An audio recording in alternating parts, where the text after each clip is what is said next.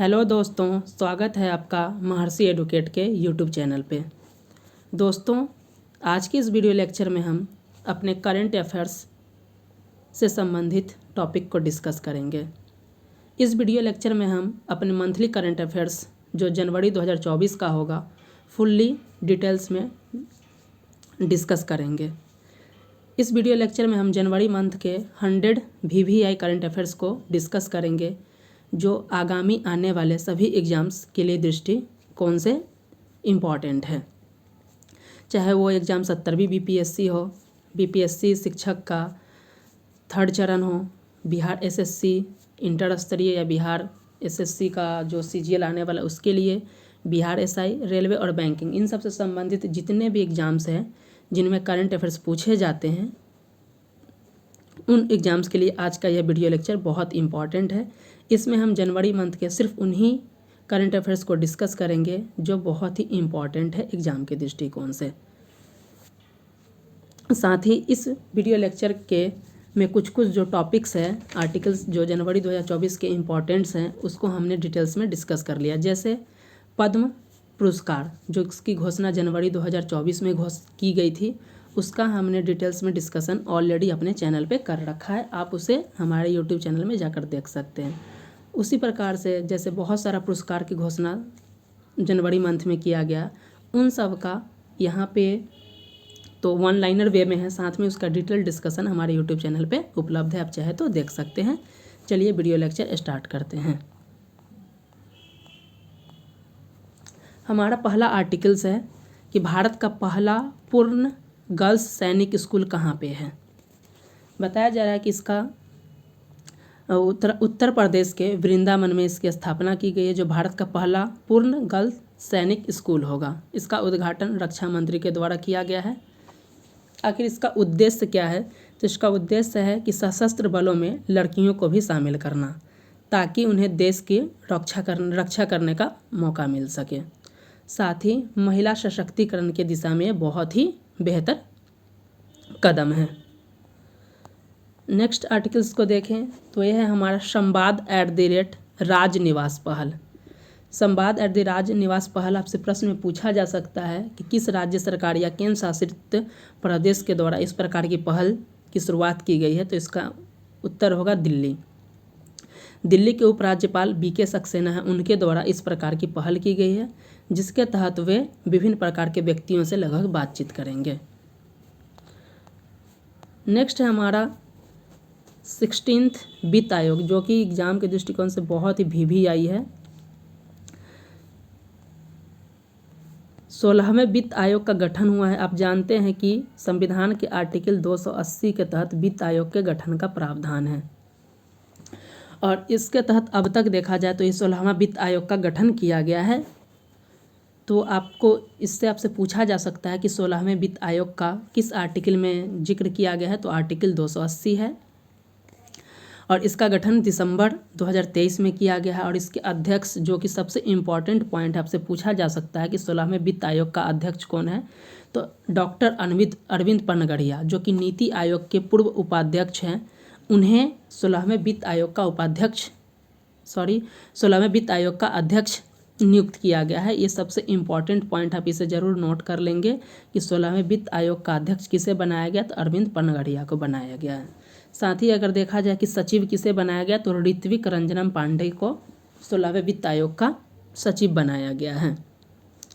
इस आयोग का अपना रिपोर्ट जो है 31 अक्टूबर 2025 तक प्रस्तुत करना है। साथ में अगर इसके कार्यकाल को देखें तो इसका कार्यकाल 5 वर्ष है, जो कि 2026 से स्टार्ट होकर 31 मार्च 2031 तक चलेगा।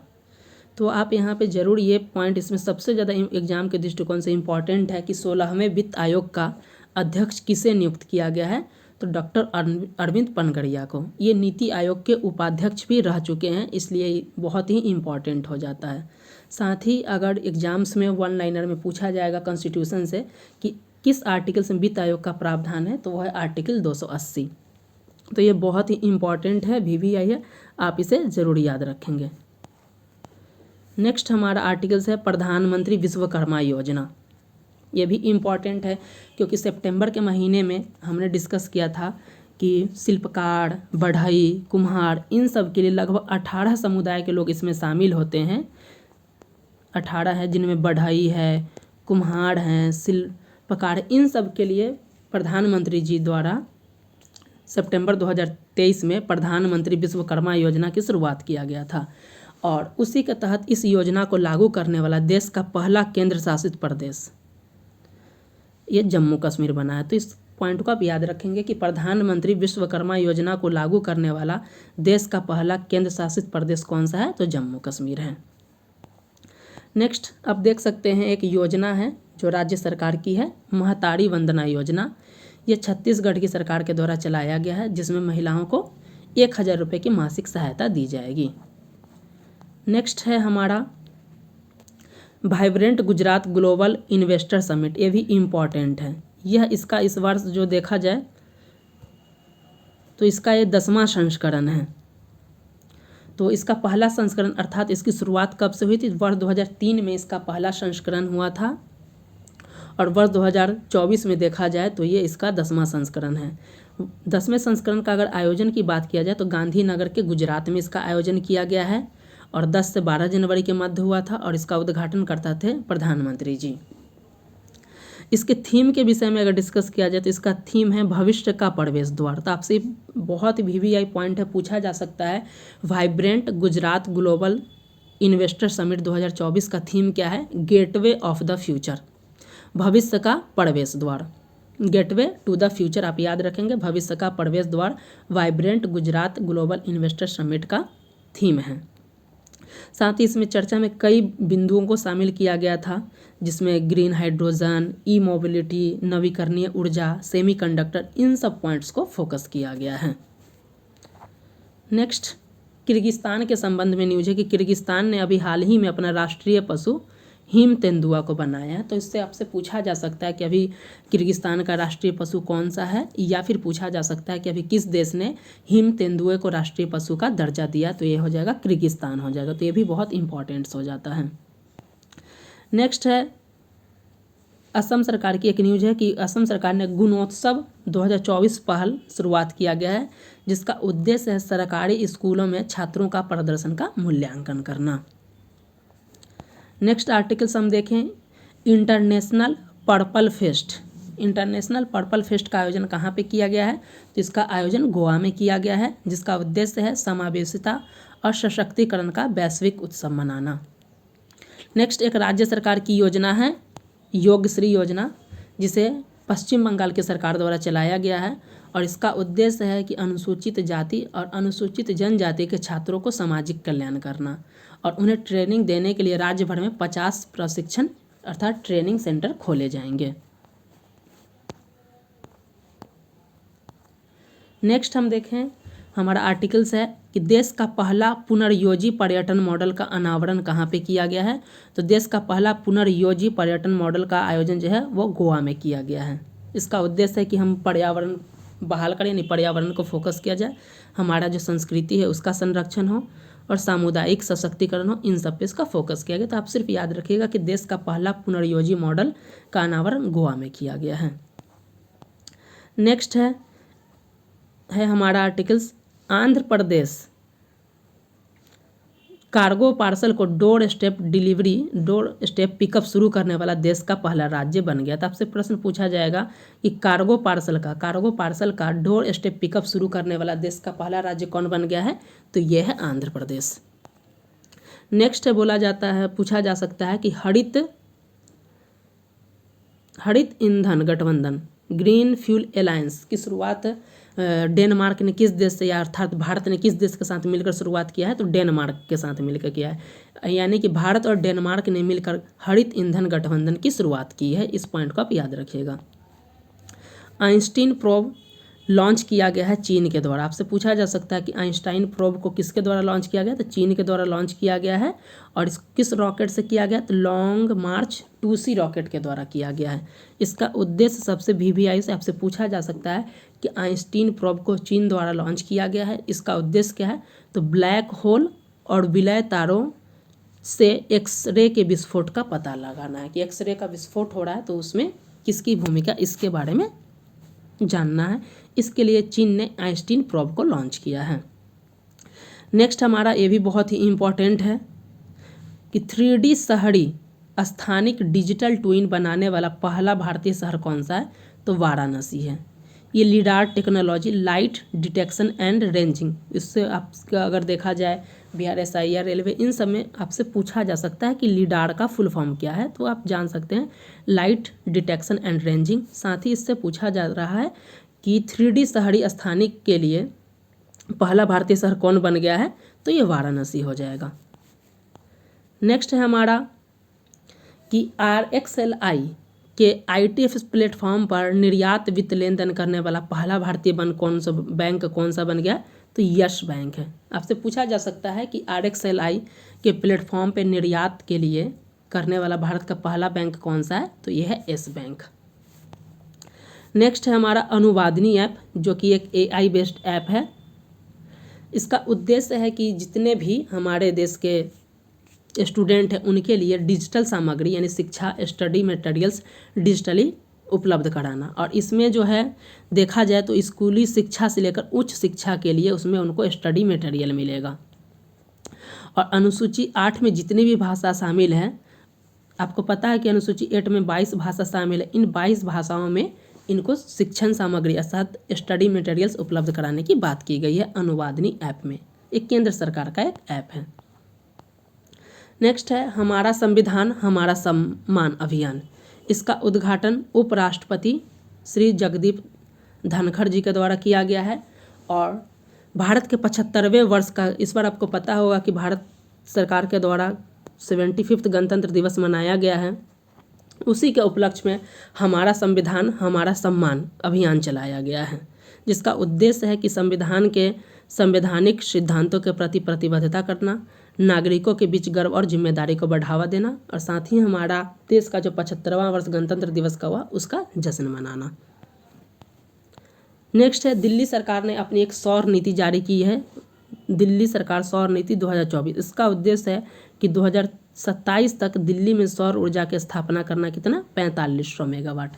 तो आपसे पूछा जा सकता है कि दिल्ली सौर नीति के तहत कितने वर्ष तक, वर्ष पूछा जा सकता है या में क्षमता पूछा जा सकता है कि वर्ष 2027 तक कितने क्षमता सौर ऊर्जा की स्थापना करना है, या फिर पूछा जा सकता है कि 4500 मेगावाट सौर ऊर्जा कब तक स्थापित किया जाएगा, तो वर्ष 2027 तक किया जाएगा। नेक्स्ट है वित्त मंत्रालय के द्वारा एक रिपोर्ट जारी किया गया है, the Indian economy a review. तो आपसे पूछा जा सकता है कि द इंडियन इकोनॉमी रिपोर्ट किसके द्वारा जारी किया गया है। वहाँ पे बहुत सारा आपको ऑप्शंस हो सकता है, तो वित्त मंत्रालय हो जाएगा। वित्त मंत्रालय में एक आर्थिक सलाहकार विभाग होता है, उसके द्वारा इसे तैयार किया गया है।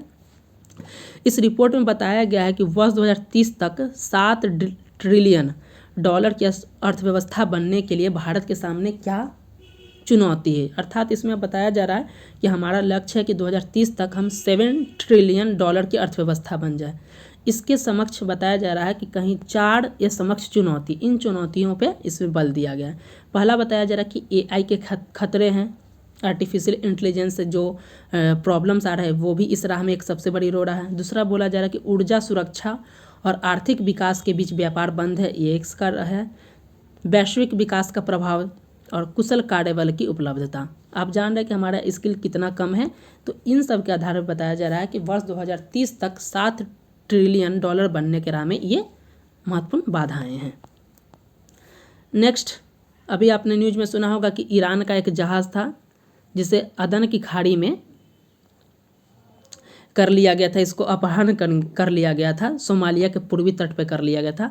तो भारत का नौसेना का जहाज़ है INS सुमित्रा, वो उस जहाज़ को छुड़ा लिया था। तो आपसे पूछा जा सकता है कि अदन की खाड़ी में ईरान का जहाज़ जिसको अपहरित कर लिया गया था सोमालिया के पूर्वी तट पे, इसे किसने बचाया है, तो INS सुमित्रा द्वारा। आपसे ये भी पूछा जा सकता है कि इसका कहाँ पे अपहरण हुआ था, तो ईरानी जहाज़ था और सोमालिया के पूर्वी तट पे हुआ था।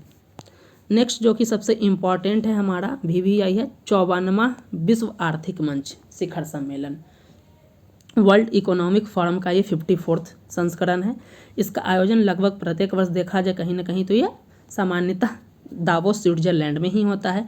इस वर्ष का जो थीम है जो कि बहुत इंपॉर्टेंट है, आपसे पूछा जा सकता है, विश्वास का पुनर्निर्माण। तो इस पॉइंट को आप याद रखिएगा, पूछा जा सकता है कि 54वां विश्व आर्थिक मंच शिखर सम्मेलन का आयोजन कहाँ पे किया गया है, तो स्विट्जरलैंड के दावोस में किया गया है। इसका थीम क्या है, तो विश्वास का पुनर्निर्माण। भारत से कौन कौन शामिल हुए हैं, तो बोला जा रहा है कि भारत से स्मृति ईरानी, अश्वनी वैष्णव, हरदीप सिंह पुरी, आरबीआई के गवर्नर जो हैं शशिकांता दास, ये और कुछ और भी लोग इसमें शामिल हुए हैं। इन सब लोग इसमें शामिल हुए थे। इस चर्चा में शामिल विषय थे, आप देख सकते हैं कि इसमें शामिल विषय में है जलवायु परिवर्तन,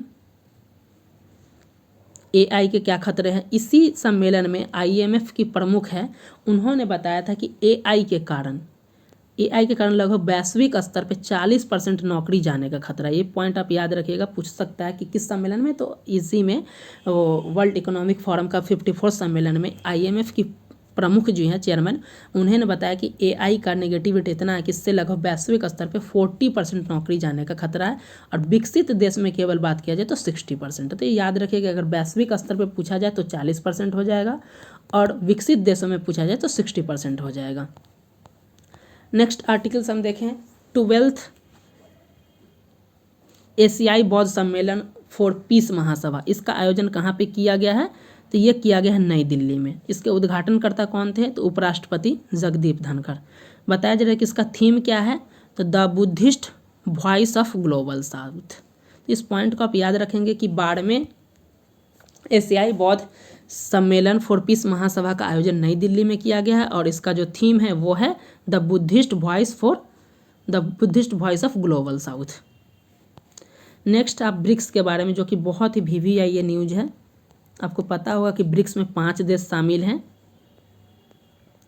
ब्रिक्स में 5 देश शामिल है, ये ब्राज़ील हो गया, रसिया हो गया, इंडिया हो गया, चाइना हो गया और साउथ अफ्रीका। पहले ये ब्रिक था, आपको पता ही होगा, इनमें ब्रिक था, उसके बाद ये ब्रिक्स बन गया। जब साउथ अफ्रीका इसमें जुड़ गया तो ये ब्रिक्स हो जाता है। अब इस ब्रिक्स का भी विस्तार किया गया है, और ब्रिक्स के सदस्य संख्या जो हो गई है, पहले 5 थी, अब इसमें 5 और देश शामिल हुए हैं, और इनकी संख्या बढ़कर हो गई है 10। तो ये याद रखिएगा कि ब्रिक्स में पूछा जाएगा कि वर्तमान में कितने देश हैं, तो ये 10 हैं। अब ये 5 नए देश कौन कौन शामिल हुए, ये एग्जाम्स में पूछे जा सकते हैं, जो कि बहुत ही इंपॉर्टेंट है। यूएई है, सऊदी अरबिया है, ईरान है, इथोपिया है और मिस्र है। ये आप याद रखिएगा, ये 5 देश शामिल हैं। शुरू में बताया जा रहा था कि ब्रिक्स में 6 देश शामिल किए जाएंगे, और जिसमें अर्जेंटीना भी शामिल था, लेकिन अर्जेंटीना ने इसमें शामिल होने से इनकार कर दिया। इस पॉइंट को आप देख सकते हैं कि अर्जेंटीना ने इसमें शामिल होने से इनकार कर दिया है, और वर्तमान में देखा जाए तो केवल 5 देश ही शामिल हुए। ये 5 देश हैं मिस्र, इथोपिया, ईरान, सऊदी अरब और यूएई। इस 5 देशों को आप जरूर याद रखेंगे, क्योंकि एग्जाम्स में पूछे जा सकते हैं कि कौन से देश शामिल हुए हैं। तो टोटल देशों की संख्या 10 हो गई है, जिसमें से 5 पहले के हैं, और 5 इन देश हैं मिस्र, इथोपिया, ईरान, सऊदी अरब और यूएई। अर्जेंटीना इसमें शामिल नहीं हुआ है, तो इस पॉइंट को आप ध्यान रखेंगे। अब बताया जा रहा है कि इसका अनऑफिशियल नाम जो है, अभी ऑफिशियल नाम नहीं घोषित किया गया, इसे अनऑफिशियली ब्रिक्स प्लस के नाम से जाना जाता है। तो इस पॉइंट को भी आप याद रखेंगे। नेक्स्ट हम आर्टिकल्स देखें, तो विंग्स इंडिया 2024 से संबंधित है।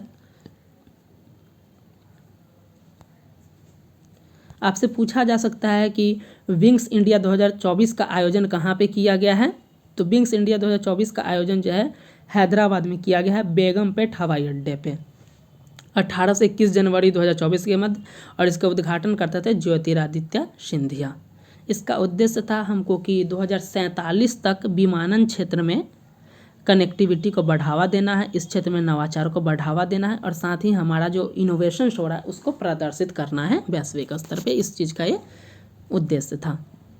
इसमें बताया जा रहा है कि विमानन कंपनी है बोइंग 777-9 और एयरबस A305, इसके जहाज़ को पहली बार इसमें शामिल किया गया है। और विंग्स इंडिया 2024 को बताया जा रहा है कि यह एशिया का सबसे बड़ा विमानन एक्सपो है। तो याद रखिएगा कि विंग्स इंडिया 2024 का आयोजन कहाँ पे किया गया है, तो ये किया गया है हैदराबाद में। नेक्स्ट है हमारा कि देश का पहला स्मार्ट लैब की स्थापना कहाँ पे किया गया, तो एम्स दिल्ली में किया गया है। इस बात को आप याद रखिए।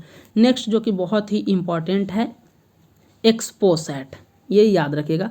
सबसे इम्पॉर्टेंट तो इसका पूछा जा सकता है कि एक्सपोसैट का फुल फॉर्म क्या है। या एक्सपोसैट क्या है? तो एक्सपोसैट का पहले फुल फॉर्म देखते हैं। इसका नाम है एक्स रे पोलैरीमीटर सैटेलाइट, यानी एक क्या है, एक उपग्रह है। इसका उद्देश्य है कि आकाश गंगा और न्यूट्रॉन तारों का अध्ययन करना। पहले अब हम देख लेते हैं कि ये एक्सरे क्या है। तो एक्स के द्वारा एक सैटेलाइट है जिसे इसरो के द्वारा लॉन्च किया गया है और 1 जनवरी 2024 को लॉन्च किया गया है। तो ये बहुत इंपॉर्टेंट है और इसका अगर कार्य प्रणाली देखा जाए तो वर्ष 2028 तक ये कार्यरत रहेगा।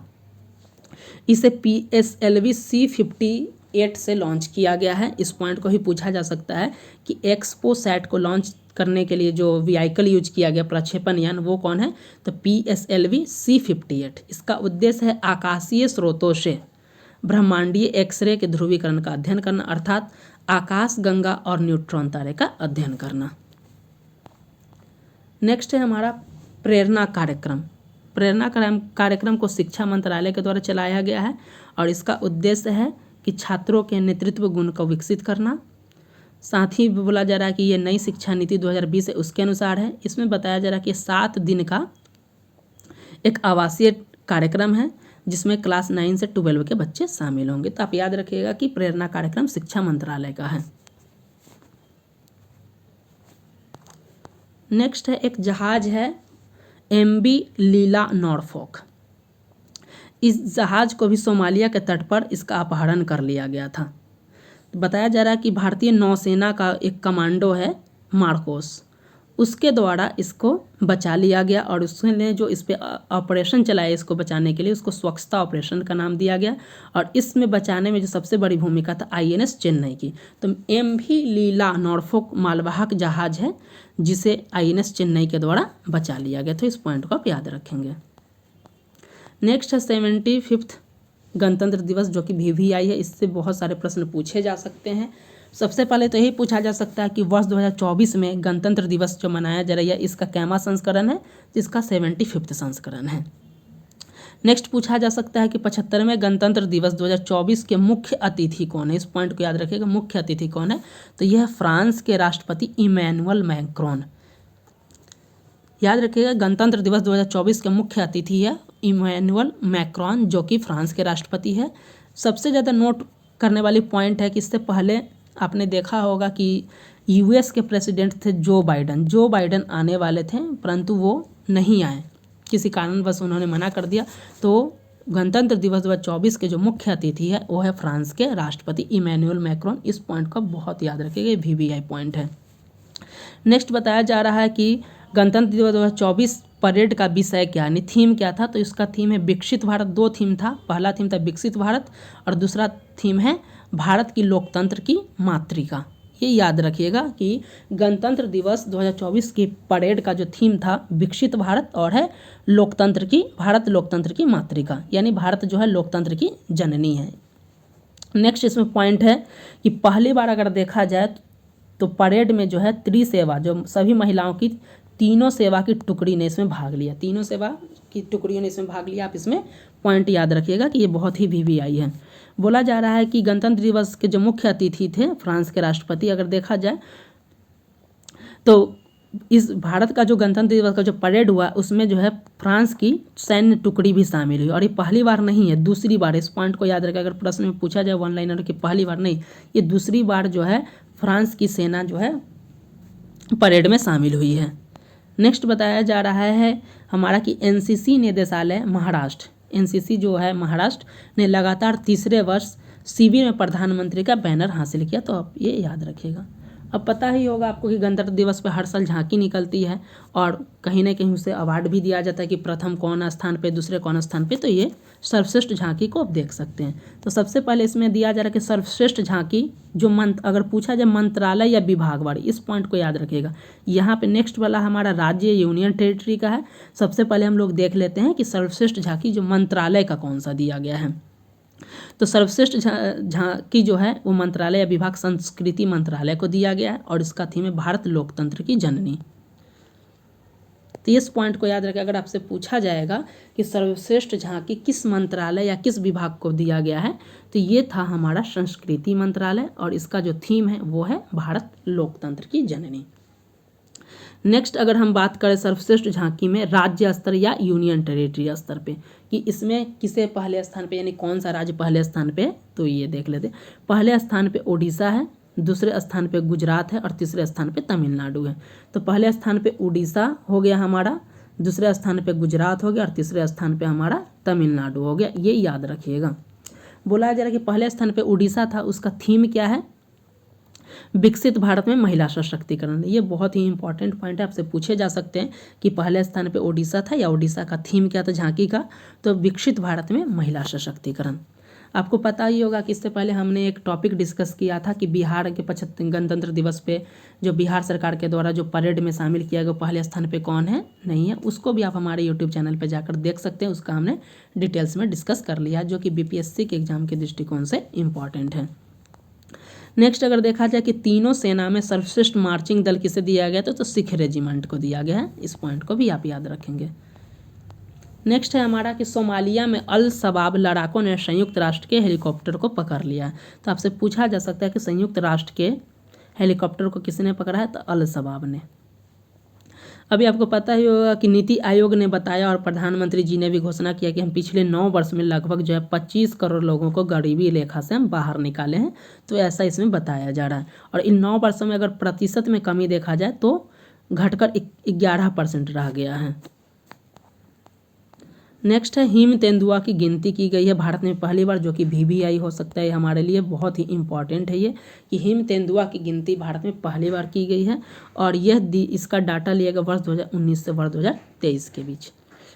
इस हिम तेंदुआ की गिनती में कौन शामिल है, तो भारतीय वन्यजीव संस्थान, और इसको सहायता किया है नेचर कंजर्वेशन फाउंडेशन मैसूर और WWF इंडिया के द्वारा। हिम तेंदुआ की जो गिनती हुई है इसमें आपसे पूछा जा सकता है कि भारत में हिम तेंदुआ की संख्या कितनी है, तो 718, जो कि बहुत ही VVI पॉइंट है। आपसे पूछा जा सकता है कि भारत में हिम तेंदुआ की गिनती हुई है, तो वर्तमान में भारत में हिम तेंदुआ की संख्या कितना है, तो 718 है। साथ ही पूछा जा सकता है कि सर्वाधिक हिम तेंदुआ वाले राज्य कौन से हैं, तो पहले स्थान पे आप देख सकते हैं लद्दाख है जहाँ पे 477 है, दूसरे स्थान पे उत्तराखंड है और तीसरे स्थान पे हिमाचल प्रदेश है। तो आप याद रखिएगा कि हमारे देश में हिम तेंदुआ की संख्या 718 है, जिसमें पहले स्थान पे लद्दाख है, दूसरे स्थान पे उत्तराखंड और तीसरे स्थान पे हिमाचल प्रदेश है। सबसे ज़्यादा लद्दाख में 477 है। तो इस आर्टिकल्स को आप जरूर याद रखेंगे, इससे प्रश्न जरूर देखने को मिलेंगे। नेक्स्ट हमारा डेनमार्क के नए राजा कौन बने हैं, ये इम्पॉर्टेंट्स है, नियुक्ति से संबंधित है, इसलिए इम्पॉर्टेंट्स है। हम टॉपिक्स को डिटेल्स में डिस्कस करने के बाद समझ जाएंगे कि ये इम्पॉर्टेंट क्यों। सबसे पहले हम देख लेते हैं कि कंटेक्स्ट क्या है। डेनमार्क के नए राजा बने हैं प्रिंस फ्रेडरिक एक्स। ये बताया जा रहा है कि ये उत्तराधिकारी बने हैं अपनी माँ रानी मैकग्रोथ के। इन्होंने लगभग 52 वर्ष तक शासन किया है। और ये सबसे इम्पॉर्टेंट पॉइंट्स है जिसके लिए हमने इस क्वेश्चन को चुना था कि 900 वर्षों में, यानी डेनमार्क के 900 वर्षों के इतिहास में अगर देखा जाए तो स्वेच्छा से सिंहासन छोड़ने वाली वो पहली डेनिश सम्राट बनी है। यानी डेनमार्क की पहली सम्राट बनी है जो 900 वर्षों के इतिहास में जो स्वेच्छा से ही अपने पद छोड़ के मतलब अपना उत्तराधिकारी घोषित किए। तो इसलिए हमने इस क्वेश्चन को इसमें शामिल किया है। इसलिए आप याद रखेंगे कि डेनमार्क के जो नए राजा बने हैं प्रिंस फ्रेडरिक एक्स। नेक्स्ट है हमारा श्रीलंका और ने अभी भारत को बताया है कि वह अगले 1 वर्ष तक चीन के किसी भी अनुसंधान जहाज को अपने बंदरगाह पे आने की अनुमति नहीं देगी। तो आपसे प्रश्न पूछा जा सकता है भारत के किस पड़ोसी देश ने इस प्रकार की घोषणा की है, तो श्रीलंका हो जाएगा। नेक्स्ट जो कि बहुत ही VVI क्वेश्चन है कि पूर्वोत्तर भारत का नॉर्थ ईस्ट का पहला नेचुरोपैथी हॉस्पिटल कहाँ पे बनाया गया, तो असम के डिब्रूगढ़ में बनाया गया है। ये याद रखेंगे कि नॉर्थ ईस्ट का पहला नेचुरोपैथी हॉस्पिटल कहाँ पे बनाया गया, तो असम के डिब्रूगढ़ में बनाया गया है।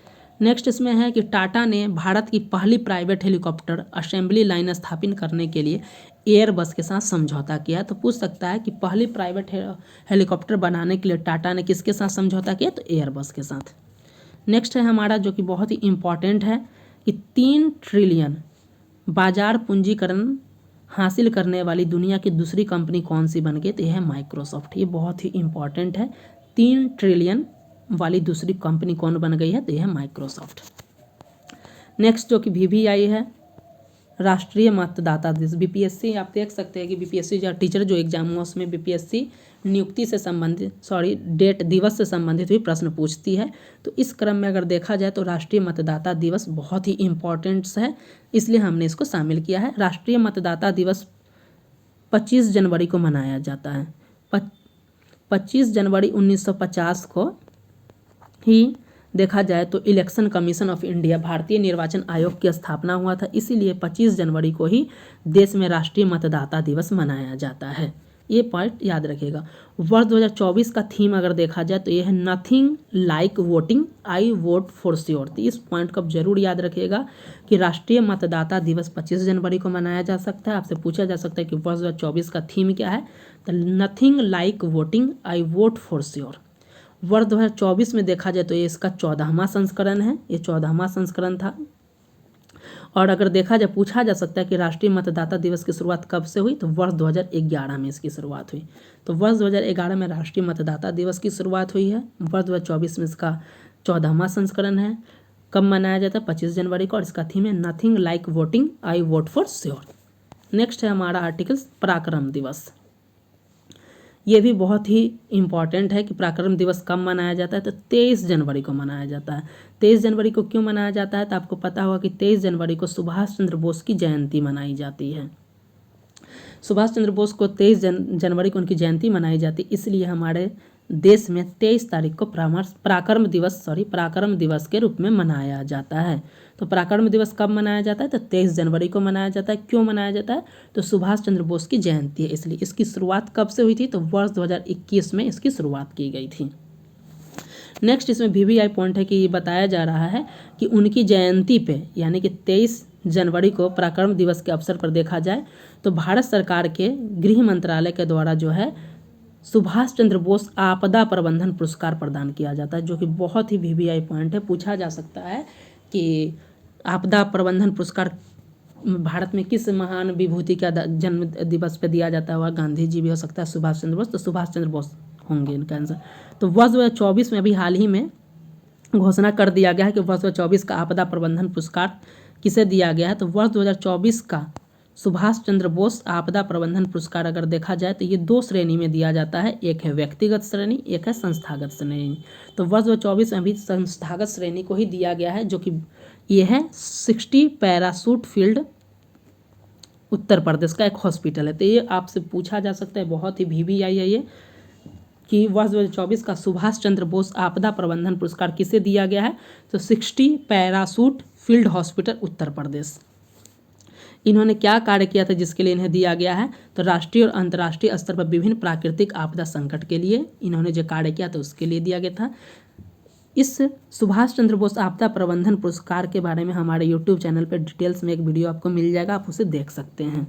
व्यक्तिगत श्रेणी की अभी तक घोषणा नहीं, अर्थात व्यक्तिगत श्रेणी शायद 2024 में अब तक नहीं दिया गया, जब तक हम ये वीडियो रिकॉर्ड कर रहे हैं ऐसी कोई सूचना नहीं है। तो संस्थागत श्रेणी को ही आप याद रखेंगे कि संस्थागत श्रेणी में किसे दिया गया, सुभाष चंद्र बोस आपदा प्रबंधन पुरस्कार 60 parachute field hospital Uttar Pradesh को। नेक्स्ट है हमारा प्रधानमंत्री सूर्योदय योजना, जो कि बहुत ही इम्पॉर्टेंट है। इसलिए इम्पॉर्टेंट है कि प्रधानमंत्री मोदी जी ने कहा था कि जब वो अयोध्या से राम मंदिर के बाद लौटे थे तो सबसे पहला उन्होंने यही निर्णय लिया था प्रधानमंत्री सूर्योदय योजना के बारे में। तो पूछा जा सकता है कि उन्होंने क्या पहला निर्णय लिया या कौन सा स्कीम को चलाया, तो ये था प्रधानमंत्री सूर्योदय योजना। इसकी घोषणा 22 जनवरी 2024 को किया गया था। बताया जा रहा है कि अयोध्या मंदिर के प्राण प्रतिष्ठा से लौटने के बाद यह उनका पहला निर्णय था। इसका उद्देश्य आप देख सकते हैं, 1 करोड़ घरों की छतों पर सोलर पैनल को लगाना, ताकि भारत जो ऊर्जा के क्षेत्र में आत्मनिर्भर बन सके। साथ ही इसका लक्ष्य है कि 40 गीगावाट रूफटॉप यानी कि सोलर क्षमता तक पहुंच जाना है, कि छत पे जो हम लोग सोलर एनर्जी प्राप्त कर रहे हैं उसका लक्ष्य 40 गीगावाट तक को हासिल करना। नेक्स्ट है तांबे की खोज और खनन परियोजनाओं के लिए भारत ने किस देश के साथ समझौता किया, तो यह जाम्बिया। ये भी इम्पोर्टेंट है, आपसे पूछा जा सकता है कि तांबे की खोज और खनन के लिए भारत ने किस देश के साथ समझौता किया, तो यह जाम्बिया। नेक्स्ट है अयोध्या में राम मंदिर में प्राण प्रतिष्ठा से संबंधित, ये वीवीआई टॉपिक, आपसे यहाँ प्रश्न पूछने को मिलेंगे, डिफरेंट टाइप से आपको प्रश्न पूछने को मिलेंगे, इसलिए हमने इसे के बारे में जरूर हम लोग देखेंगे।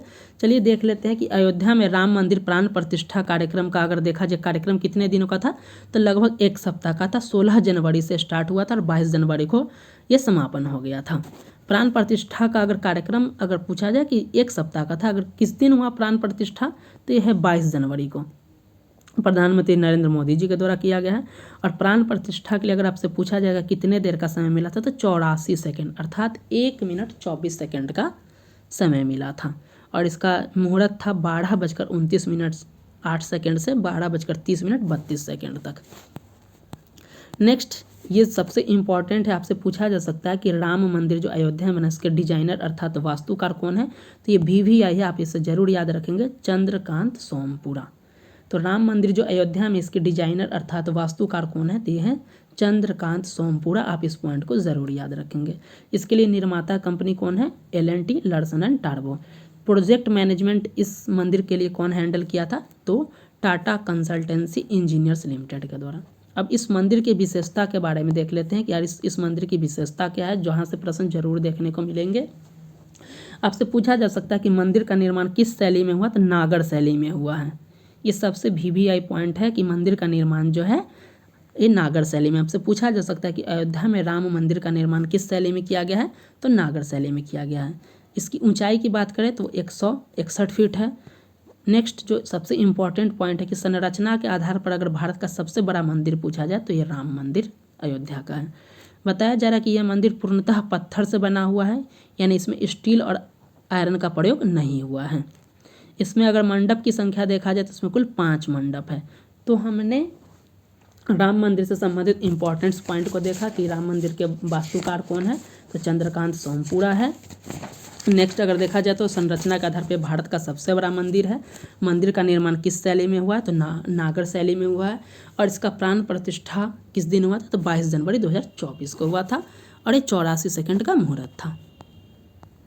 नेक्स्ट हमारा भारत अंतर्राष्ट्रीय विज्ञान महोत्सव 2023, जिसका आयोजन जो है 2024 में हो रहा है। ये 2023 का है संस्करण, जिसका आयोजन 2024 में 17 से 20 जनवरी के मध्य हरियाणा के फरीदाबाद में हुआ। तो ये पूछा जा सकता है कि भारत अंतर्राष्ट्रीय विज्ञान महोत्सव का आयोजन कहाँ पे किया गया, हरियाणा फरीदाबाद। यह इसका 9वां संस्करण था। और सबसे इम्पॉर्टेंट है कि इसका थीम क्या था, इसका थीम है अमृत काल में विज्ञान और प्रौद्योगिकी सार्वजनिक आउटरीच। इसमें लगभग 22 देश शामिल थे। तो ये याद रखिएगा कि इसका आयोजन कहाँ पे किया गया, हरियाणा के फरीदाबाद में किया गया है।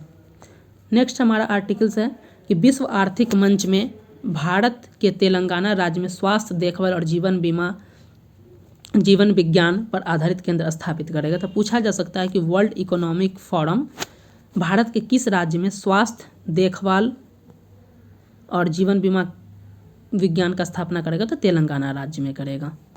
नेक्स्ट है हमारा, यहाँ पे आप देख सकते हैं कि भारत की पहली सौर ऊर्जा से चलने वाली नाव का संचालन किस नदी पे किया जाएगा, तो ये सरयू नदी पे किया जाएगा। और ये डुअल मोड पे विद्युत ऊर्जा से भी चलेगा और सौर ऊर्जा से भी इसका संचालन किया जाएगा।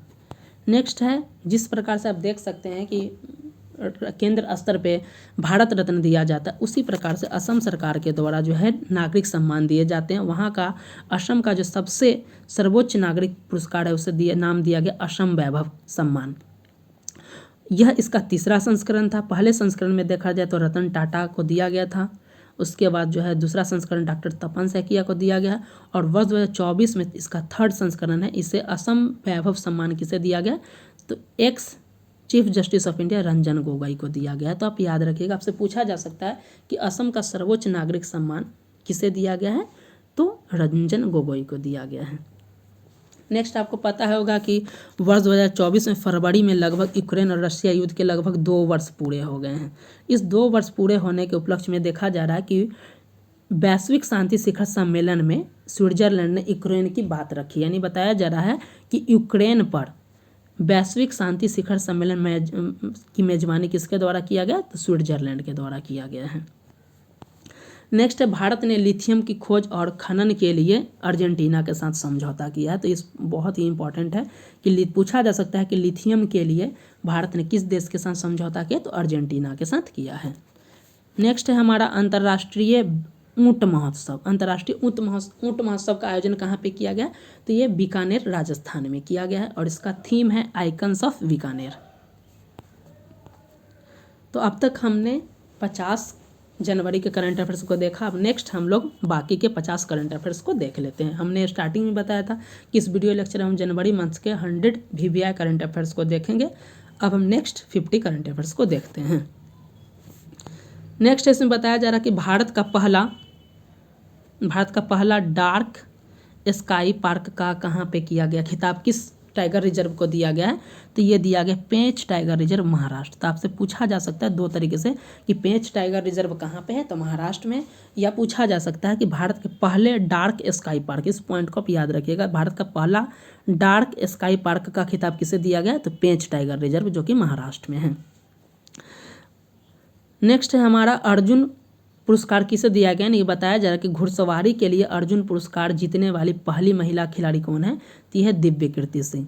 हमारे यूट्यूब चैनल पे अर्जुन खेल पुरस्कार, जिसमें अर्जुन पुरस्कार भी शामिल है, इससे संबंधित डिटेल्स वीडियो को डिस्कस किया गया है, आप चाहे तो देख सकते हैं कि घुड़सवारी के लिए अर्जुन पुरस्कार जीतने वाली पहली महिला खिलाड़ी कौन है? तो दिव्य कीर्ति सिंह। नेक्स्ट जो कि बहुत ही VVI है, यूनेस्को की विश्व धरोहर समिति बैठक। यहाँ पे देख सकते हैं कि यूनेस्को विश्व धरोहर समिति बैठक का आयोजन वर्ष 2024 में जुलाई महीने में भारत में होगा और पहले बार होगा। और ये कहाँ पे किया जाएगा? तो नई दिल्ली में किया जाएगा। और यह इसका कैमा संस्करण होगा? तो 46 संस्करण होगा। तो वही बताया जा रहा है, आपसे पूछा जा सकता है कि 46 यूनेस्को विश्व धरोहर समिति का आयोजन कहाँ पे किया जाएगा? तो भारत में किया जाएगा। और कहाँ भारत में पहली बार की जाएगी ये, और कहाँ पे किया जाएगा? तो नई दिल्ली में किया जाएगा। पूछा जा सकता है दूसरी तरफ से कि विश्व धरोहर समिति में कितने देश शामिल हैं? तो भारत भी है इसमें शामिल, टोटल 21 देश शामिल हैं। नेक्स्ट जो कि इसमें पूछा जा सकता है कि यूनेस्को में भारत के अस्थायी प्रतिनिधि कौन है? तो विशाल वर्मा है, जो कि आपको नियुक्ति से संबंधित बहुत ही इंपॉर्टेंट हो जाता है कि यूनेस्को में भारत के अस्थायी प्रतिनिधि विशाल वर्मा हैं। इस बैठक की उपलब्धता इसलिए है कि इसी बैठक में निर्णय लिया जाता है कि यूनेस्को के विश्व धरोहर स्थल की सूची में बढ़ाना है या घटाना है, क्या करना है इसी में, इसलिए ये दृष्टिकोण से ये सम्मेलन बहुत ही इम्पॉर्टेंट है। नेक्स्ट है हमारा अमृत धरोहर क्षमता निर्माण योजना। ये बहुत ही इंपॉर्टेंट है। इसका मंत्रालय अर्थात इसका आयोजन किस मंत्रालय के द्वारा किया जाता है? तो पर्यटन मंत्रालय और साथ में ही पर्यावरण, वन और जलवायु परिवर्तन मंत्रालय के किया जाता है। इसमें बताया जाता है कि देश भर के जितने भी रामसर स्थल है, हमने डिस्कस भी किया था कि देश भर में भी देखा जाए तो 80 रामसर स्थल है, जिसके बारे में डिटेल्स में हमारे यूट्यूब चैनल पे डिस्कस किया गया है। 2022 में 75 थे और अभी 2024 में 2 फरवरी जो कि वर्ल्ड वेटलैंड डे के दिन जोड़ा गया है। तो कुल कितने स्थल हो गए हैं? तो 80 हो गए हैं। आप चाहे तो यूट्यूब से हमारे चैनल पर जाकर उसे देख सकते हैं। तो बताया जा रहा है कि इसका उद्देश्य संपूर्ण देश के रामसर स्थलों की प्रकृति पर्यटन क्षमता का उपयोग करके स्थानीय समुदाय को आजीविका के अवसर प्रदान करना है, ताकि उनको आय बढ़ेगा, इको टूरिज्म को बढ़ावा मिलेगा और कहीं ना कहीं जैव विविधता को भी बढ़ावा देगा। ये इसलिए इम्पॉर्टेंट है कि इसमें बताया जा रहा है कि अमृत धरोहर क्षमता निर्माण योजना के तहत चिल्का झील, जो कि ओडिशा में है, पर ट्रेनिंग कार्यक्रम आयोजित किया गया था। आपसे प्रश्न पूछा जा सकता है कि अमृत धरोहर क्षमता निर्माण योजना के तहत किस झील पर ट्रेनिंग कार्यक्रम का आयोजन किया गया? तो ये चिल्का झील, जो कि ओडिशा में है। नेक्स्ट है इंडस फूड 2024। इंडस फूड 2024 का आयोजन देखा जाए तो ग्रेटर नोएडा उत्तर प्रदेश में किया गया है।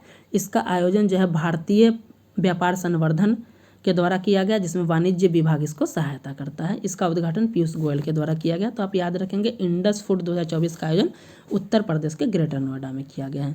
नेक्स्ट है हमारा कि गुजरात राज्य द्वारा भारत का पहला पनडुब्बी पर्यटन पहल की शुरुआत किया गया। तो आपसे पूछा जाता है कि भारत का पहला राज्य कौन है जिसने पनडुब्बी पर्यटन पहल की शुरुआत की? तो वह गुजरात है।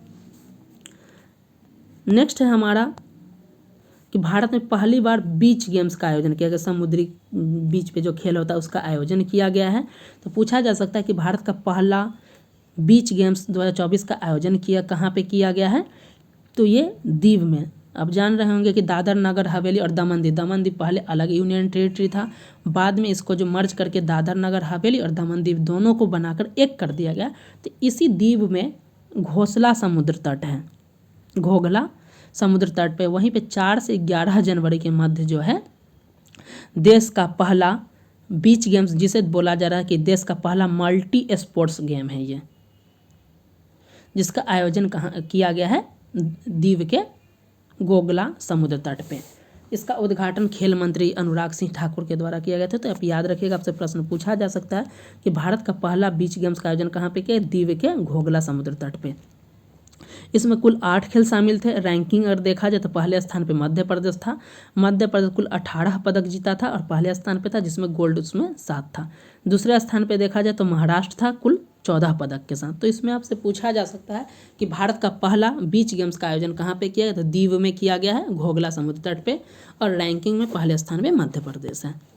नेक्स्ट है आत्मनिर्भर भारत उत्सव 2024 का आयोजन कहाँ पे किया गया, तो ये नई दिल्ली में किया गया है 3 से 10 जनवरी के मध्य। और कहाँ पे किया गया, भारत मंडपम पे किया गया है। और इसका थीम था, जो कि सबसे इम्पॉर्टेंट है, थीम पूछा जा सकता है कि आत्मनिर्भर भारत उत्सव 2024 का थीम क्या है, तो प्रधानमंत्री विश्वकर्मा। हमने स्टार्टिंग में ही डिस्कस किया था कि प्रधानमंत्री विश्वकर्मा योजना को लागू करने वाला पहला अगर यूनियन टेरिटरी बना है तो जम्मू कश्मीर है।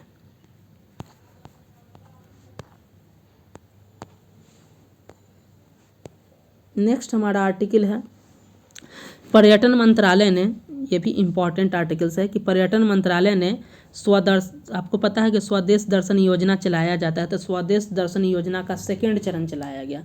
और इसके तहत जो बताया जा रहा है कि डेबरीगढ़ वन्य जीव अभयारण्य, जो कि उड़ीसा है, उसको स्वदेश दर्शन योजना के तहत शामिल किया गया था। आपसे प्रश्न पूछा जा सकता है कि किस वन्य जीव अभयारण्य को स्वदेश दर्शन योजना 2 के तहत शामिल किया गया, तो डेबरीगढ़ वन्य जीव अभयारण्य उड़ीसा। बांग्लादेश की नई प्रधानमंत्री हैं शेख हसीना बनी हैं, और ये 5वीं बार बनी है, इसलिए ये बहुत इंपॉर्टेंट होता है। नियुक्ति से संबंधित प्रश्न आपको देखने को मिलेंगे सारे एग्जाम्स में। पूछा जा सकता है कि बांग्लादेश की नई प्रधानमंत्री कौन है, तो शेख हसीना है, जिन्होंने 5वीं बार इसका शपथ ग्रहण किया है। बताया जा रहा है कि ये अगर देखा जाए तो ये बंगबंधु, जो कि शेख मुजीबुर रहमान, जो कि बांग्लादेश के जनक कहे जाते हैं, उनकी ये बेटी हैं। और इनकी पार्टी है आवामी लीग। तो आपसे पूछा जा सकता है कि बांग्लादेश के नए प्रधानमंत्री कौन बने हैं, तो शेख हसीना। इनकी पार्टी पूछी जा सकती है कि ये इनकी पार्टी है आवामी लीग। पहली बार इन्होंने चुनाव 1986 में जीता था, और प्रधानमंत्री का कार्यकाल पहली बार था 1996 से 2001। नेक्स्ट है हमारा Yonex sunrise India open badminton. ये आपसे पूछा जा सकता है इंडिया बैडमिंटन ओपन 2024 का आयोजन कहाँ पे किया गया, तो नई दिल्ली में किया गया। इसके विनर कौन है। सामान्यतः मेल सिंगल्स के बारे में ही पूछा जाता है कि पुरुष एकल का खिताब किसने जीता, महिला एकल का खिताब किसने जीता, तो आप उसे ही फोकस करें। अगर आपको लग रहा है तो डबल्स को भी आप याद कर सकते हैं। तो पुरुष एकल का खिताब जो जीता है वो है CUQ, ये चाइना के हैं, और इन्होंने CY ली को हराया है। नेक्स्ट अगर महिला की बात किया जाए तो ताई जू इंग, जो चीनी ताइपी है, इसकी विजेता बनी है, और वाइफी चेन को हराई हैं। नेक्स्ट पुरुष युगल की बात किया जाए तो इम्पॉर्टेंट है, क्योंकि इसमें हार का सामना करना पड़ा है चिराग शेट्टी और सात्विक साईराज रेड्डी को। जीता कौन है, कांग मिन ह्यूक और सियो सेंग। तो पुरुष युगल के बारे में विजेता है, यहाँ पे देख सकते हैं कांग मिन ह्यूक और सियो सेंग, और हारा कौन है, तो यह चिराग शेट्टी और सात्विक साईराज। नेक्स्ट हमारा आर्टिकल देख लेते हैं, 1 मिनट।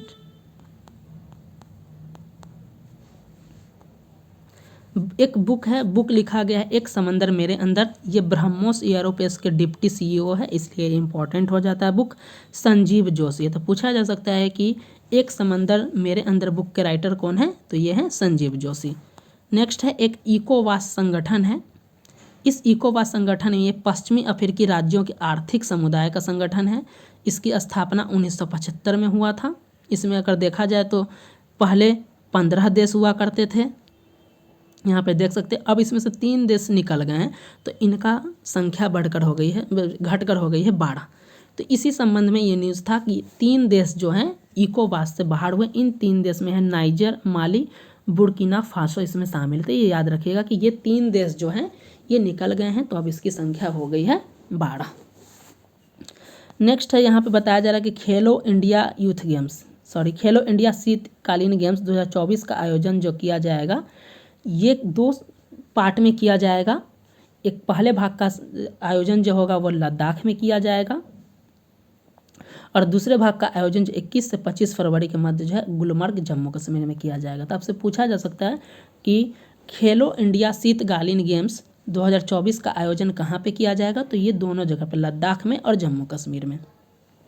पहला भाग जो 2 फरवरी से होगा, इसमें 6 खेल शामिल होंगे, इसका आयोजन लद्दाख में किया जाएगा। और 21 से 25 फरवरी जो इसका दूसरा भाग होगा वो जम्मू कश्मीर के गुलमर्ग में किया जाएगा। इसमें सबसे इम्पॉर्टेंट है कि इसके लिए शुभंकर दिया गया है और यह शुभंकर है CNAC। आप याद रखिएगा, आपसे पूछा जा सकता है कि खेलो इंडिया यूथ गेम्स 2024 का शुभंकर क्या है, CNAC, जो राजसी हिम तेंदुआ को बताता है और यह एक लुप्त प्राय प्रजाति है। तो आपसे पूछा जा सकता है कि खेलो इंडिया यूथ गेम्स का शुभंकर क्या है, मैस्कॉट CNAC अर्थात हिम तेंदुआ और एक लुप्त प्राय प्रजाति है। नेक्स्ट एक बुक लिखा गया है political history of Assam. Political history of Assam ये 3 भाग में लिखा जाएगा। पहला वॉल्यूम है 1947 से 71 और ये 3 वॉल्यूम में 1947 से लेकर 2050 तक के जो असम का इतिहास है उसके बारे में लिखा जाएगा। और इसका राइटर है डॉक्टर राजेंद्र सेकिया। याद रखिएगा कि पॉलिटिकल हिस्ट्री ऑफ असम के राइटर है डॉक्टर राजेंद्र सेकिया। नेक्स्ट है कि भारत की पहली जो गर्भ निरोधक गोली था जिसका नाम था सहेली। आपसे पूछा जा सकता है कि क्या नाम है, सहेली। तो इसके खोज करने वाले जो डॉक्टर नित्यानंद थे उनकी मृत्यु हो गई है। नेक्स्ट है बताया जा रहा है कि भारत को 4 साल के कार्यकाल के लिए संयुक्त राष्ट्र सांख्यिकी आयोग के सदस्य के रूप में चुना गया है और इसका कार्यकाल जो होगा 1 जनवरी 2024 से 2028 के लिए होगा। नेक्स्ट है हमारा कि अमेरिका में पहली बार किसी दोषी को फांसी देने के लिए नाइट्रोजन गैस का इस्तेमाल किया गया है। आपसे पूछा जा सकता है कि किस गैस का, तो नाइट्रोजन गैस का। और ऐसा पाने वाले केनेथ स्मिथ जो है वो नाइट्रोजन गैस से फांसी पाने वाले अमेरिका के पहले व्यक्ति बन गए हैं। नेक्स्ट है हमारा कुट्रीम बताया जा रहा है कि यूनिकॉर्न बनने वाली भारत की पहली AI कंपनी बन गई। तो कुट्रीम जो है यूनिकॉर्न बनने वाली भारत की पहली AI कंपनी बन गई है, आप याद रखिएगा। बताया जा रहा है कि सऊदी अरब की राजधानी रियाद में वहाँ का पहला अल्कोहल स्टोर खोला जाएगा। सॉरी। तो आपसे पूछा जा रहा है कि कहाँ पे खोला जाएगा, तो सऊदी अरब के रियाद में सऊदी अरब का पहला अल्कोहल स्टोर खोला जाएगा। और ये आम नागरिकों के लिए नहीं बल्कि गैर मुस्लिम राजनयिक है उनके लिए किया जाएगा। नेक्स्ट है हमारा कि केप वर्ड जो कि अफ्रीका का एक देश है और ये मलेरिया से मुक्त होने वाला अफ्रीका का तीसरा देश बना है। पहला देश था मॉरिशस, दूसरा अल्जीरिया, तीसरा है केप वर्ड। तो आपसे पूछा जा सकता है कि हाल ही में कौन सा देश, अफ्रीकी देश जो इससे मुक्त हो गया मलेरिया से, तो यह है केप वर्ड। नेक्स्ट है हमारा जो कि इम्पॉर्टेंट है कि 16 साल बाद स्विट्जरलैंड और भारत के मध्य जो है मुक्त व्यापार हेतु समझौता है। तो आपसे पूछा जा सकता है कि भी हाल ही में भारत किसके साथ या 16 साल बाद भारत ने किसके साथ एक बार फिर से मुक्त व्यापार समझौता के लिए हस्ताक्षर किया, तो ये स्विट्जरलैंड हो जाएगा। नेक्स्ट है हमारा कि आपको पता होगा कि चंद्रमा पर वर्ष 2023 में काफ़ी सारे मिशन भेजे गए थे। सबसे पहले अगर देखा जाए तो इंडिया भेजा, उसके बाद रसिया भेजा था, उसके बाद देखा जाए तो जापान भी भेजा था। तो इंडिया और जापान का सफल हो गया था और रसिया का फेल हो गया था। रसिया का था लूना 25। आपको पता होगा कि लूना 25 करके रसिया के द्वारा लॉन्च किया गया था और ये फेल हो गया था। और भारत और जापान का सफल हुआ था। तो भारत जो है चंद्रमा पर जाने वाला चौथा देश बना था और जापान अभी हाल ही में चंद्रमा पर सफलतापूर्वक जाने वाला विश्व का 5वां देश बन गया है। कौन? जापान। तो ये आप याद रखें, उसी कॉन्टेक्स्ट में ये न्यूज़ है क्योंकि इसकी लॉन्चिंग लगभग सितंबर में हुई थी और जनवरी में ये पहुंच गया है।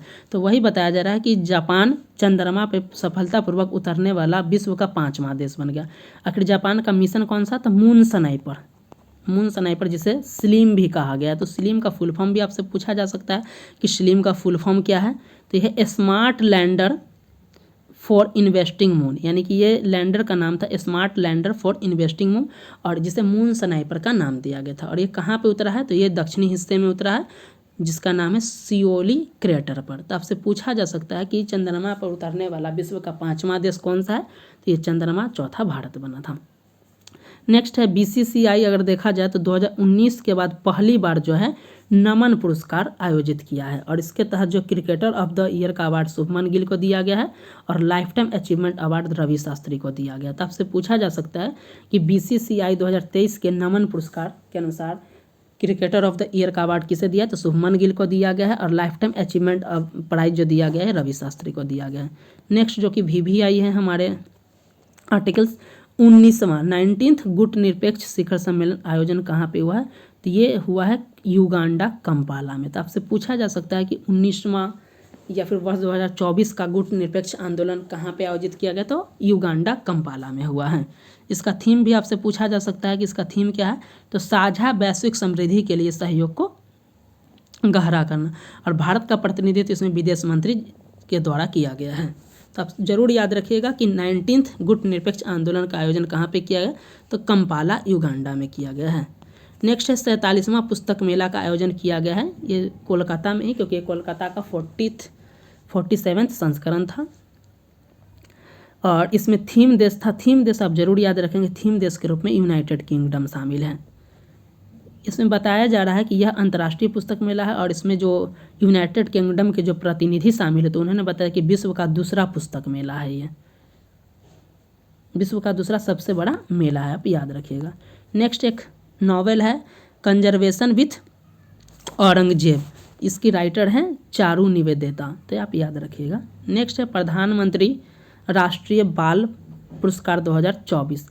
वर्ष 2024 में अगर देखा जाए तो कुल 19 बच्चों को प्रधानमंत्री राष्ट्रीय बाल पुरस्कार से सम्मानित किया गया, जिसमें बिहार से देखा जाए कि जो VVI पॉइंट हो जाता है कि बिहार से एक शामिल है जिसे प्रधानमंत्री राष्ट्रीय बाल पुरस्कार से सम्मानित किया गया और यह है MD हुसैन और इन्हें कला संस्कृति के लिए दिया गया। तो आप याद रखेंगे कि प्रधानमंत्री राष्ट्रीय बाल पुरस्कार 2024 कुल 19 बच्चों को दिया गया है, जिसमें बिहार से एक है MD हुसैन कला और संस्कृति से संबंधित। नेक्स्ट है हमारा बताया जा रहा है कि विमानन कंपनी है बोइंग, उसका अमेरिका के बाहर सबसे बड़ा निवेश का कैंपस खोला गया है बेंगलोर कर्नाटक में। तब से पूछा जा सकता है कि बोइंग का अमेरिका से बाहर सबसे बड़ा निवेश का कैंपस कहाँ पे खोला गया, इंडिया में, वो भी बेंगलोर में। नेक्स्ट है हमारा द्विपक्षीय श्रृंखला जो ऑस्ट्रेलिया और साउथ अफ्रीका के बीच हुआ है, उसमें ICC की पहली तटस्थ न्यूट्रल महिला एम्पायर कौन बनी है तो यह सू रेडफर्न जो कि इंग्लैंड की हैं। याद रखिएगा कि ICC की पहली महिला तटस्थ कौन है, तटस्थ महिला एम्पायर कौन है, सू रेडफर्न जो कि इंग्लैंड की हैं। एक है हमारा बुक जो कि सुधा मूर्ति और नारायण मूर्ति को डेडिकेटेड है, इसका नाम है एन अनकॉमन लव। इसकी राइटर है चित्रा बनर्जी। समय ज़्यादा हो जाए इसलिए हम थोड़ा तेज़ी में इसको डिस्कस कर लेते हैं। नेक्स्ट है हमारा जो कि VVI है क्योंकि ये पहला संस्करण है इसका। और आपसे पूछा जा सकता है अभ्यास अयुत्या कहाँ किसके किसके देश के बीच मनाया जाता है तो ये आभास अयुत्या भारत और थाईलैंड के मध्य बनाया जाता है।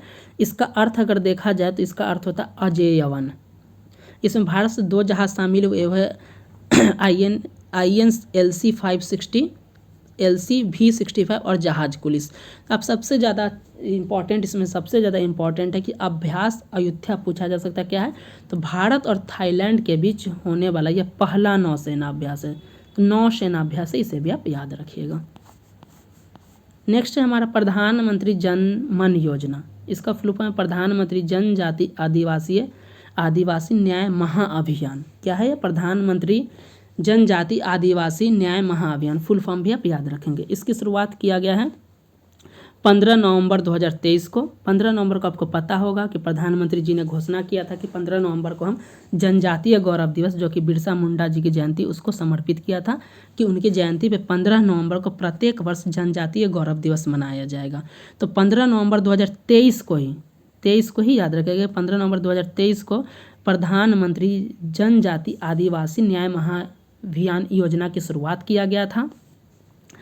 और इसमें कुल अगर देखा जाए तो 24,000 अर्थात 24,104 करोड़ का बजट है। इसमें कुल 9 मंत्रालय शामिल हैं और इसका उद्देश्य सबसे ज़्यादा इम्पोर्टेंट है कि PVTG बस्तियों के व्यापक विकास को बढ़ावा देना। और इसके तहत जो प्रधानमंत्री आवास योजना के तहत उन्हें आवास उपलब्ध कराना है। पहले चरण में देखा जाए तो 100 जिले शामिल हैं और इसके लिए लगभग जो है प्रत्येक व्यक्ति को 2.5 लाख रुपए दिए जाएंगे। एक बुक है गांधी ए लाइफ इन 3 कैंपेन्स। इस बुक में गांधी जी के 3 जो आंदोलन है उन पे फोकस किया गया है, जिसमें असहयोग आंदोलन, नमक सत्याग्रह और भारत छोड़ो आंदोलन शामिल किया गया है। इसके राइटर है एम जी अकबर और नटवर सिंह। ये बहुत ही इंपॉर्टेंट है, आप याद रखिएगा, आपसे पूछा जा सकता है कि गांधी ए लाइफ इन 3 कैंपेन्स कौन है, तो एम जी अकबर और के नटवर सिंह के द्वारा ये बुक लिखा गया है। राष्ट्रीय युवा दिवस, आप जानते हैं कि राष्ट्रीय युवा दिवस प्रत्येक वर्ष 12 जनवरी को मनाया जाता है। इस वर्ष का थीम है सब कुछ दिमाग में है, it's all in the minds. आपको पता होगा कि 12 जनवरी को स्वामी विवेकानंद की जयंती है। उन्हीं के जयंती पे भारत सरकार के द्वारा 1985 से यह राष्ट्रीय युवा दिवस मनाया गया है। और इसी के तहत 27वां राष्ट्रीय युवा दिवस का उद्घाटन कहाँ पे किया गया, नासिक महाराष्ट्र में प्रधानमंत्री जी के द्वारा। तो इस आप याद रखेंगे। नेक्स्ट है हमारा महत्वपूर्ण कुछ योजनाएं हैं, जैसे राम लला दर्शन योजना। उत्तर प्रदेश सरकार छत्तीसगढ़ सरकार के द्वारा राम लला दर्शन योजना चलाया गया है। माई स्कूल माई प्राइड, ये हिमाचल प्रदेश के द्वारा चलाया गया है। नेक्स्ट है जो कि बहुत ही इम्पॉर्टेंट है कि विश्व व्यापार संगठन WTO में भारत के अगले यानी नए राजदूत कौन बने हैं। तो ये अभी देखा जाए कि अभी पूछा जाए फिलहाल, क्योंकि इनका कार्यकाल जो 31 मार्च 2024 से शुरू होगा। तो अभी फिलहाल जो अगर एग्जाम में पूछा जाए तो ये हो जाएंगे ब्रजेंद्र नवनीत, और नए बनेंगे अर्थात अप्रैल में या मई में जो भी एग्जाम होता है कि वर्तमान में कौन है, तब होगा सेंथिल पांडियन, और इनका कार्यकाल 1 अप्रैल 2024 से स्टार्ट होगा। और ये किसका स्थान ग्रहण किए, तो ब्रजेंद्र नवनीत को। तो आपसे पूछा जा सकता है कि विश्व व्यापार संगठन के नए राजदूत कौन बने हैं, तो सेंथिल पांडियन बने हैं, और इनका कार्यकाल 1 अप्रैल 2024 से शुरू होगा। ये स्थान ग्रहण किए किसका, ब्रजेंद्र नवनीत का, जिनका कार्यकाल 31 मार्च 2024 को समाप्त हो रहा है। नेक्स्ट है हमारा दृष्टि 10 जो कि इम्पॉर्टेंट है। ये क्या है, तो भारत का पहला, भारतीय नौसेना का पहला स्वदेशी स्टार लाइनर है। क्या है कि दृष्टि 10 जो है ये नौसेना से संबंधित है, और नौसेना का पहला स्वदेशी, जो कि अगर देखा जाए तो ये लगभग 70% स्वदेशी, अगर 100% प्रश्न में दिया जाए तो गलत हो जाएगा। 70% स्वदेशी स्टार लाइनर ड्रोन है। ये क्या है, एक ड्रोन है, ये मीडियम रेंज का है, मीडियम एल्टीट्यूड पे चढ़ता है, और एक मानव रहित है। ये इस पॉइंट को भी याद रखिएगा कि ये मानव रहित हवाई वाहन है जो नौसेना के लिए खुफिया निगरानी इन सब को काम करेगा। इसका निर्माण जो है अदानी डिफेंस एंड एरोस्पेस के द्वारा किया गया है, जिसमें सहयोग किया है इजराइल की एक कंपनी है एल्बिट सिस्टम के द्वारा। तो आपसे पूछा जा सकता है कि दृष्टि 10 किसके द्वारा डेवलप किया है, तो अडानी डिफेंस एंड एरोस्पेस के द्वारा, जिसमें एल्बिट सिस्टम के द्वारा मदद किया गया है। और कहीं ना कहीं एल्बिट सिस्टम के द्वारा एक ड्रोन डिजाइन किया गया था, बनाया गया था, जिसका नाम था हर्मिस 900। यह उसी का भारतीय संस्करण है। तो आपसे पूछा जा सकता है कि दृष्टि 10 किसके बराबर है, तो हर्मिस 900 के। नेक्स्ट है हमारा अंतर्देशीय जलमार्ग विकास परिषद की पहली बैठक का आयोजन कहाँ पे किया गया, कोलकाता में किया गया। तो ये याद रखिएगा कि अंतर्राष्ट्रीय जलमार्ग विकास परिषद की पहली बैठक का आयोजन कोलकाता में किया गया है। नेक्स्ट जो कि सबसे इम्पॉर्टेंट है लैंडर पेरेग्रिन, ये VVI है। यह बोला जा रहा है कि दुनिया का पहला वाणिज्यिक लैंडर है। तो पूछा जा सकता है कि दुनिया का पहला वाणिज्यिक लैंडर कौन सा है, आपसे पूछा जा सकता है। लैंडर पेरेग्रिन 1 क्या है, तो यह दुनिया का पहला वाणिज्यिक लैंडर है। इसी के साथ देखा जाए तो अमेरिका जो है, अमेरिका दुनिया का पहला प्राइवेट मून मिशन के तहत पेरेग्रिन 1 लैंडर का सफल परीक्षण करने वाला पहला देश बन गया है। और साथ ही ये मिशन उसका क्या 52 वर्ष बाद पूरा हुआ है। यह लैंडर पेरेग्रिन किसके द्वारा लॉन्च किया गया है, तो एस्ट्रोबोटिक कंपनी के द्वारा किया गया है, जिसका उद्देश्य चंद्रमा पर पानी को खोजना, चंद्रमा की सतह का गैसों का परत का मूल्यांकन करना, ये सब है। नेक्स्ट बोला जा रहा है कि इसकी विशेषता सबसे इम्पॉर्टेंट है, यहाँ पे देख सकते हैं कि इसमें 20 पेलोड जाएंगे, जिसमें नासा के 5 होंगे और 15 अन्य देशों के होंगे। सबसे ज़्यादा इम्पॉर्टेंट है कि यहाँ पे 2 जो प्राइवेट कंपनी है, एलियस स्पेस और सेलेस्टियस, ये 2 प्राइवेट कंपनी, ये VVI पॉइंट है। एलियस स्पेस और सेस्टियल, ये 2 प्राइवेट कंपनी है, चंद्रमा पे मानव अस्थियों को भी भेजेगा, मानव हड्डी के टुकड़े को भी भेजेगा। तो पूछा जा सकता है, इसीलिए पेरेग्रिन लैंडर 1 इम्पॉर्टेंट है, क्योंकि एलियस एंड सेलेस्टिस जो है 2 प्राइवेट कंपनी हैं जो चंद्रमा पे मानव अस्थि को भी भेजेगी। भारतीय नौसेना के पूर्व सेनाध्यक्ष MM नरवाने, उन्होंने अपनी आत्मकथा लिखी है, ऑटोबायोग्राफी, इसका नाम है 4 स्टार्स ऑफ डेस्टिनी। नेक्स्ट है बुक संस्कृति के आयाम, इसकी लेखिका है मनोरमा मिश्रा। नेक्स्ट हमारा एक योजना है पृथ्वी विज्ञान योजना। ये पृथ्वी विज्ञान मंत्रालय के द्वारा किया गया है, वर्ष 2021 से 26 तक के लिए कार्यरत रहेगा। इसका उद्देश्य है विभिन्न पृथ्वी प्रणाली के साथ हमारी समझ और बातचीत को क्रांतिकारी परिवर्तन देना। साथ ही ये पृथ्वी के जितने भी भूविज्ञान के 5 घटक है, वायुमंडल, जलमंडल, भूमंडल, हिममंडल, जीवमंडल की देखरेख करना, साथ ही मौसम, महासागर और जलवायु खतरे को समझना। नेक्स्ट है कि दुर्घटना को हॉटस्पॉट करने वाला भारत का पहला राज्य कौन बना गया? दुर्घटना हॉटस्पॉट का मैप करने वाला पहला राज्य कौन है? पंजाब।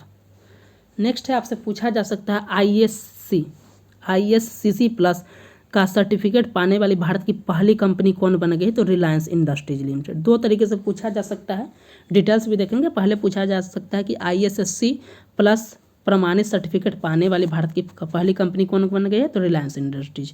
ये ISSC क्या है? तो ये होता है रासायनिक रूप से पुनर्वनीकरण पॉलीमर का उत्पादन। तो इस तरीके से पूछा जा सकता है कि रासायनिक रूप से पुनर्वनीकरण पॉलीमर का उत्पादन करने वाली भारत की पहली कंपनी कौन है? तो रिलायंस इंडस्ट्रीज। नेक्स्ट है हमारा PLI, अब जानते हैं प्रोडक्शन लिंक्ड इंटेंसिव। ये केंद्र सरकार की ये योजना है, उसके तहत मंजूरी पाने वाला भारत की पहली इलेक्ट्रॉनिक व्हीकल कंपनी कौन है? EV कंपनी, वो है ओला इलेक्ट्रिक। तो आपसे पूछा जा सकता है VVI है कि PLI योजना के तहत PLI मंजूरी प्रदान करने भारत की पहली इलेक्ट्रिक व्हीकल कंपनी कौन है? तो ओला इलेक्ट्रिक। कौन है? ओला इलेक्ट्रिक। नेक्स्ट है हमारा कि 12th दिव्य कला मेला का आयोजन कहाँ पे किया है? तो सूरत, गुजरात में। नेक्स्ट है हमारा ये भी VVI है कि भारत का पहला AI शहर कौन है? तो लखनऊ है। नेक्स्ट जो कि बहुत ही VVI है, आप इसे जरूर याद रखेंगे कि वर्ड ऑफ द ईयर। वर्ष 2023 में कुछ ऐसे शब्द हैं जिन्हें word of the year her dictionary के द्वारा दिया गया, उसको हम लोग डिटेल्स में देख लेते हैं, जो कि बहुत ही इंपॉर्टेंट है। जैसे वर्ष 2023 में ऑक्सफोर्ड डिक्शनरी जो वर्ड ऑफ द ईयर दिया उसका नाम है रिज। तो आपसे पूछा जा सकता है कि वर्ष 2023 में ऑक्सफोर्ड डिक्शनरी के द्वारा वर्ड ऑफ द ईयर क्या है? रिज।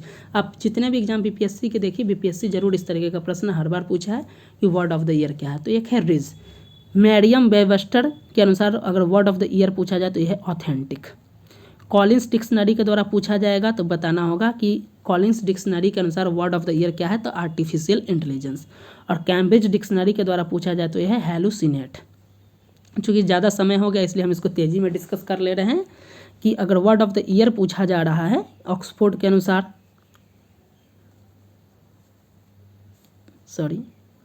ऑक्सफोर्ड के अनुसार तो रिज हो जाएगा, मैरियम वेबस्टर ऑथेंटिक हो जाएगा, कॉलिंस डिक्शनरी AI हो जाएगा और कैम्ब्रिज डिक्शनरी के अनुसार हैलुसिनेट होगा। उसी तरीके से संयुक्त राष्ट्र के द्वारा हर वर्ष को कुछ न कुछ वर्ष घोषित किया जाता है, उसको हम लोग देख सकते हैं। यहाँ से भी प्रश्न पूछे जाते हैं। वर्ष 2023 के बारे में आप सभी को पता होगा कि इसे अंतर्राष्ट्रीय बाजरा वर्ष या मोटे अनाज का वर्ष घोषित किया गया है। वर्ष 2024 के बारे में सबसे इम्पोर्टेंट जो कि पूछा जा सकता है, अंतर्राष्ट्रीय ऊँट प्रजातियों का वर्ष है, यानी इंटरनेशनल कैमल, अंतर्राष्ट्रीय ऊँट प्रजातियों का वर्ष जो है वर्ष 2024 को मनाया जाएगा। और 2025 को मनाया जाएगा ग्लेशियर संरक्षण, यानी कि हिमनद संरक्षण का वर्ष।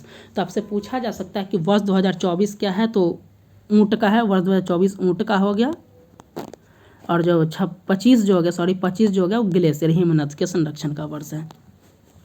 नेक्स्ट हमारा एक बुक है ब्रेकिंग द मोल्ड, इसके राइटर हैं RBI के पूर्व गवर्नर रघुराम राजन और रोहित लांबा। नेक्स्ट है हमारा 71वां मिस वर्ल्ड प्रतियोगिता। 71वां मिस वर्ल्ड प्रतियोगिता का आयोजन जो है नई दिल्ली के भारत मंडप में किया जाएगा और ये दूसरी बार है जो भारत में मिस वर्ल्ड का प्रतियोगिता किया जाएगा। इससे पहले 1996 में देखा जाए तो कर्नाटक बेंगलोर में आयोजन किया गया था और दूसरा बार जो है नई दिल्ली में किया जाएगा, ये 18 फरवरी से 9 मार्च के बीच 2024 में। नेक्स्ट है एक पुल बनाया गया है जिसका नाम भारत के पूर्व प्रधानमंत्री अटल बिहारी वाजपेयी के नाम पे दिया गया है, जिसका नाम है अटल सेतु पुल। ये पुल जो है, इस पुल को मुंबई ट्रांस हार्बर लिंक भी बोला जाता है या अटल सेतु नहाव सोवा सी लिंक भी बोला जाता है या अटल सेतु पुल भी बोला जाता है। बताया जा रहा है कि समुद्र पर बना भारत का सबसे लंबा पुल है, साथ ही भारत का सबसे भारी पुल है। इसकी लंबाई देखा जाए तो 21.8 है। विश्व का 12वां सबसे बड़ा पुल है। अगर देखा जाए कि ये किसको कहाँ से कनेक्ट करेगा, तो ये मुंबई को नवी मुंबई से कनेक्ट करेगा, अर्थात सेवड़ी को नहाव सेवा के सराय रायगढ़ जिला है वहाँ से कनेक्ट करेगा। तो आपसे पूछा जा सकता है, जैसे सबसे पहले आपको पता था कि गांधी सेतु था पहले स्थान पे, ये भारत का सबसे लंबा पुल, उसके बाद भूपेन हजारिका हुआ, अब जो हो गया ये अटल सेतु हो गया जो कि मुंबई का है। तो आपसे ये ऑर्डर अगर इस तरीके से पूछा जाए कि सबसे बड़ा कौन है, तो अब तो अटल सेतु हो जाएगा पहले स्थान पे, दूसरे स्थान पे भूपेन हजारिका और तीसरे स्थान पे हमारा गांधी सेतु हो जाएगा पटना। नेक्स्ट है भारत जोड़ो न्याय यात्रा से संबंधित है। आपको पता ही होगा कि वर्ष 2023 में भारत जोड़ो यात्रा चला था। अब एक न्याय यात्रा चला है, ये भारत जोड़ो न्याय यात्रा। इसकी शुरुआत जो है 14 जनवरी 2024 को मणिपुर के थौबल से किया गया है। मणिपुर क्यों? क्योंकि मणिपुर में हिंसा हुआ था, आपको पता ही होगा, तो इसलिए मणिपुर का चयन किया गया है कि भारत जोड़ो न्याय यात्रा की शुरुआत जो 14 जनवरी 2024 से किया गया है मणिपुर के थौबल से। इसका टैग लाइन है सहो मत डरो मत, ये न्याय गीत इसका नाम दिया गया है। आप यहाँ पे देख सकते हैं इसकी स्टार्टिंग जो है 2024 में 14 जनवरी मकर संक्रांति के अवसर पे हुआ है। ये 20 मार्च 2024 को मुंबई पे एंड हो जाएगा। इस बीच में जो ये न्याय यात्रा चलेगा वो 15 राज्य 110 जिले से होंगे। कुल 67 दिन में 6700 किलोमीटर का यात्रा तय किया जाएगा। बिहार में अगर देखा जाए तो बिहार में न्याय यात्रा अगर देखा जाए तो कुल 425 किलोमीटर का इसका दूरी तय किया जाएगा। लगभग 7 जिले इसमें शामिल होंगे। बिहार में अगर न्याय यात्रा की प्रवेश की बात किया जाए कि कहाँ से प्रवेश करेगा, तो ये किशनगंज से प्रवेश करेगा, फिर अररिया, पूर्णिया, कटिहार होते होते ये निकल जाएगा। नेक्स्ट है 2 महान विभूति का निधन हो गया, उनसे संबंधित हम न्यूज़ को देख लेते हैं। एक है प्रभा अत्रे, जिनका संबंध है शास्त्रीय गायिका हैं और ये महाराष्ट्र की हैं। ये बहुत इंपॉर्टेंट है, इसलिए हम इसे डिस्कस कर देते हैं ये दोनों निधन को।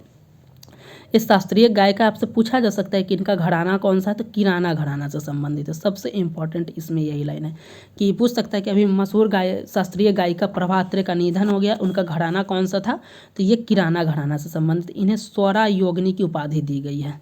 साथ ही से इन्हें देखा जाए कि भारत के जो सर्वोच्च सम्मान है, भारत रत्न छोड़कर सभी दिया गया है, जो 2nd, 3rd, 4th सर्वोच्च सम्मान है उन्हें दिया गया। संगीत नाटक अकादमी उन्हें 1991 में दिया गया है। पद्मश्री 1990 में दिया गया है, जो कि भारत का 4था सर्वोच्च सम्मान है। भारत का 3रा सर्वोच्च सम्मान अगर देखा पद्म भूषण भी दिया गया और पद्म विभूषण 2022 में दिया गया है। नेक्स्ट है राशिद खान, जो कि उत्तर प्रदेश से संबंधित है और ये हिंदुस्तानी परंपरा के शास्त्रीय संगीतकार हैं। तो आपसे पूछा जा सकता है कि कौन है, इनका भी घराना आपसे पूछा जा सकता है कि इनका घराना कौन सा है, शाहसवान घराना है, इनसे ये संबंधित है। इनका निधन हो गया। शाहसवान घराना के संस्थापक पूछा जाएगा तो इनायत हुसैन खां हैं। इन्हें पुरस्कार के रूप में संगीत नाटक अकादमी 2006 में दिया गया है, पद्मश्री भी 2006 में दिया गया और पद्म भूषण भी 2022 में दिया गया है। तो दोस्तों आज के इस वीडियो लेक्चर में हमने जनवरी 2024 मंथली करंट अफेयर्स के वीडियो को बहुत ही डिटेल्स में डिस्कस किया। कुछ ऐसे आर्टिकल्स थे जो वन लाइनर वे में थे, उन्हें वन लाइनर के रूप में देखा। कुछ ऐसे थे जिन्हें बहुत ही डिटेल्स में देखा। उम्मीद करता हूं कि आपको ये वीडियो लेक्चर पसंद आया होगा। आप आगामी जितने भी एग्जाम्स आने वाले वो सेंट्रल लेवल्स के, बिहार लेवल के, उसमें ज़रूर इस तरीके से प्रश्न आपको देखने को मिलेंगे। इस वीडियो लेक्चर में बस इतना ही। मिलते हैं नेक्स्ट टॉपिक के साथ।